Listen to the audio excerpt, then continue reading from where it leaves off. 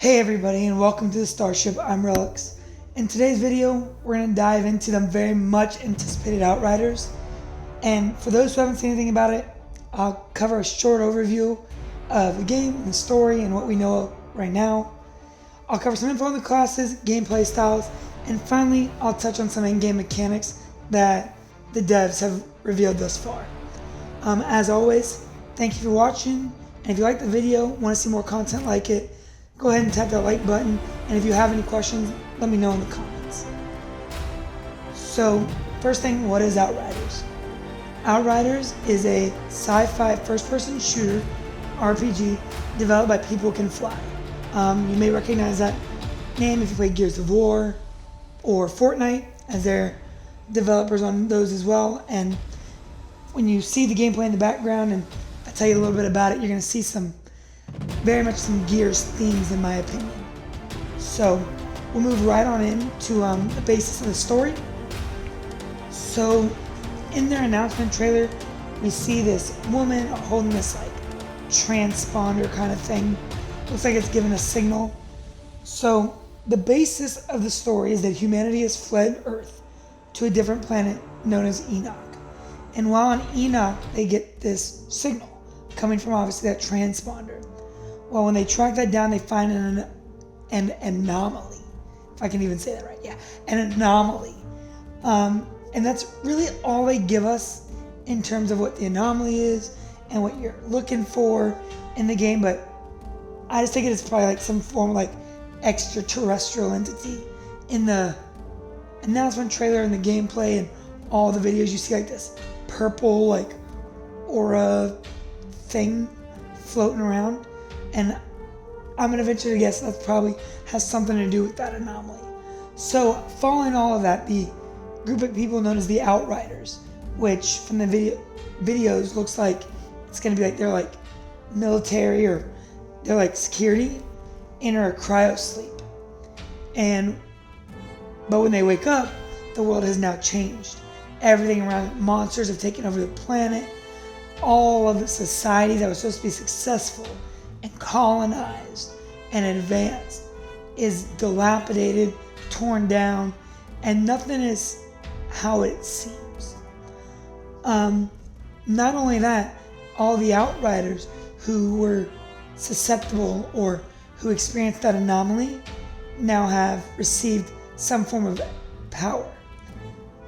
And so that's going to be like the storyline, and then you go back and you're going to be trying to figure out what is at the heart of that signal, what caused that anomaly, and what caused what was supposed to be this very successful colonization of the planet go so dark and so grim. So in the release videos that we see of the story, of the gameplay, we're met with these stunning, gritty, just bloody, layered scenes full of despair that make it obvious that a successful colonization was not possible. But for real, how could it be as ghastly as it shows? Who knows? But we're gonna figure that out. We also know that with that powers that those Outriders received, that lays the foundation for the 4 classes that are gonna be there. Also their skill trees, their character, their customization, and more. And so we'll get to that here in 1 second, but first, after watching the trailers of the Outriders and the gameplay in the background, what about the game are you most excited for? Let me know down in the comments. Let me know if you have any questions, and we'll keep on going. So, the 4 classes, so there will be 4 classes. As of right now, the developers have only confirmed and released 3 of them. The last one is not confirmed yet. Those 4 classes are going to be, the 3 that we do know is the Pyromancer, the Devastator, and the Trickster. From the videos, it appears that each one of them is going to have some form of element associated with them. Obviously, the Pyromancer is fire, obviously. The Devastator is like this, maybe earth or rock-light element. Like, watching the videos, I'm definitely getting some like strange Fantastic Four vibes from him. But the Trickster is a bit different as he manipulates space and time to allow him to move around. It's not really an element, but as the others manipulate fire and obviously rock or earth, he's manipulating time. in space. So going forward, the devs give a little bit more detail about it. Obviously, the Pyromancer is going to be your typical mid-range caster with the ability to set things on fire and do massive damage afar while still using, obviously, the guns and the gear that he has. The Devastator is obviously your tank. His abilities boost his overall stats.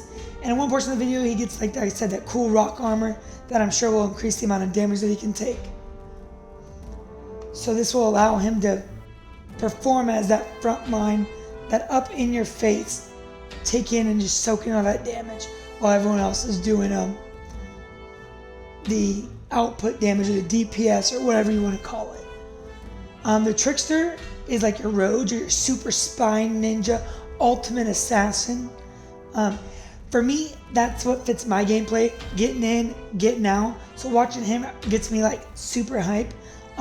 His abilities that we've seen is he's able to slow enemies down, manipulate time, and kind of gets like this like Tracer from Overwatch or like Wraith from Apex Legends, where he can put like this portal down, dive in, just deal massive amounts of damage and then get the ability to come back out. I don't know much about it. From as far as I know, they haven't released much about it, but each one of them are said to have had some form of healing ability that heals the Outrider that is directly correlated to their abilities. When I find out more about it, I will definitely give you more. But I think that it's gonna, like, the character's skills and their abilities are gonna create an interesting dynamic on how the game's played. For a first-person shooter to have depths of abilities, and what I mean by that is like cooldowns that'll have to be rotated, and abilities that'll have buffs and debuffs that'll buff certain members of your team while others debuff members of the enemy's team. I think that'll be really interesting to see, and I'm really excited for those. What we do know is that each one of those classes will have a detailed skill tree that can be learned, and each class will have 3 different paths that can be learned. The one that you see now is just a screenshot of the one that they show of the Trickster. You can see the 3 different paths, which I'm getting a feeling will like slightly either alter their abilities or alter their classes to better certain situations and certain playstyles. So what class do you plan on trying out first and why? Let me know down in the comments. And again, if you're enjoying this video, make sure you tap that subscribe button, hit that like button, lick it, tap it, smack it, do whatever you want to it. And if you want to see more video related to this, let me know down in the comments what you'd like to see. And thanks for subscribing to the Starship. Alright, though, keep on moving. They've revealed a few of the in-game mechanics, which are going to be really cool. The first one I'll go over is they're going to have a drop-in and drop-out co-op, which is really cool. We all hate it when we're in a team and somebody either DCs, lags out, leaves, does whatever. It allows somebody else to drop in. And so people can drop in and drop out of the co-op, so you're never just stuck in like the game without the ability to get somebody else. So I think that's going to be really nice that you'll be able to have people be able to join you in case you get one of those people that have to leave for whatever reason. Another really cool mechanic that they're involving is something called world tiers. They describe it as a dynamic difficulty setting. So pretty much what it's going to be is that at any time that you want, you can change the difficulty setting. Whether you want it from being to play the story and you're not really playing for any difficulty, you're just playing because you enjoy the story the story associated with the game, you can have it that way. Or if you want to try to live through the hellscape that Enoch truly is and live for 1 second longer, you can have that. Now, as you can imagine, the higher the world tier, the better loot you're going to receive, along with different accolades that are going to be able to be achievable for your Outrider. So I think it's a really cool way to push people to play it more difficulty and play a little bit more competitively while still being able to reward them for doing so. A few other things that they're going to have is a customizable Outriders. They are doing really in-depth, like photos, not photos, like facial, like pretty much any RPG does, where you can choose like their facial structures, their cheekbones, their chins, their face, everything like that. But they're also going to have customizable vehicles that you can have as well.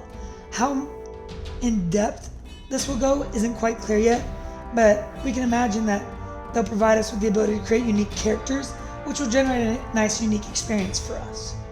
They've also showcased that there will be vendors where you can purchase gears and weapons with scraps, which I'm going to assume is like their currency that is found within the game. Instead of coins or money or like gold, it's going to be scraps, because obviously you're living in this like post-apocalyptic, dilapidated, bloody, just scavenging what you can world. So we'll have that. They also state that the gear will be able to be modified.